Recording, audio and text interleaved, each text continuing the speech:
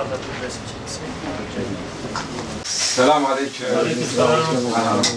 Kolay gelsin. Hoş bulduk. Allah yardımcınız olsun. Gençler kolay gelsin. Allah razı olsun. Gençler güzel çalışırsınız. Allah muhafaza etsin.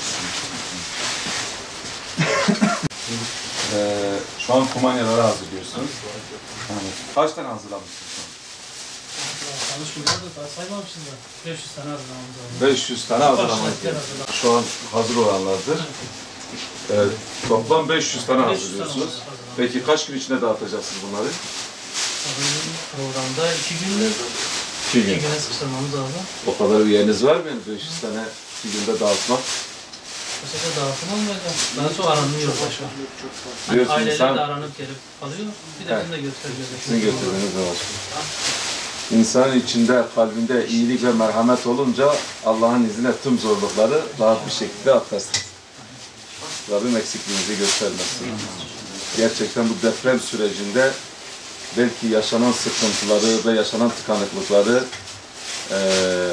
çözen ve bu konuda yardımcı olan, depremin hızlı bir şekilde yaralarının sarılmasına vesile olan Türkiye'deki STK'lar oldu. Ve özellikle Umut Kervanı, yani biz deprem sürecinde Diyarbakır'daydım o zaman. Adıyaman'a gittik, Maraş'a gittik, Hatay'a gittik, Antep'e gittik. Bu depremin yaşandığı tüm illerimize gittik.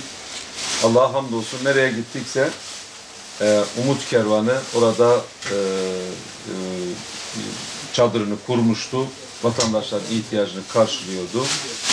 Ve sadece 1-2 gün değil, halen de bu çalışmalarını sürdürüyor. Bu konuda pes etmemiş, gerçekten kenara çekilmemiş ve işin merkezinde yükü sırtına alarak vatandaşın ihtiyacını karşılamaya devam ediyor.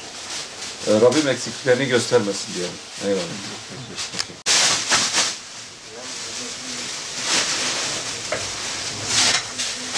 Bu 2 gündür Malatya'mızı geziyoruz. Köylerini gezdik. Özellikle depremden etkilenen vatandaşlarımızla görüştük. Sorun sıkıntılarını dinledik.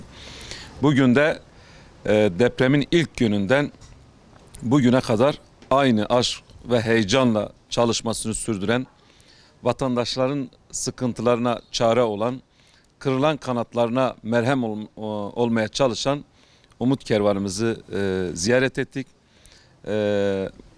Elhamdülillah halen de canhıraş bir şekilde çalışıyorlar. Vatandaşın gıda ihtiyacını, belki evine bir sıcak çorba pişirmesi, çadırında, konteynerinde, evinde sıcak bir yemek yemesi için halen bir gayret içerisindedirler. Bu yönüyle de onları tekrardan tebrik ediyoruz.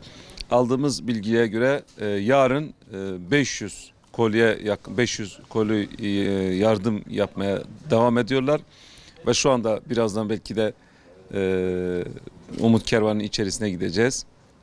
Bu çalışmalarını da göreceğiz. Bu vesileyle onları tebrik ediyorum. Çalışmalarında başarılar diliyorum. Rabbim gayretlerini, cehdlerini artırsın. Rabbim bu tür yardım kuruluşlarını eksikliğini göstermesin ve bu heyecanla, bu aşkla çalışan bu kardeşlerimizin de eksikliğini göstermesin diyorum.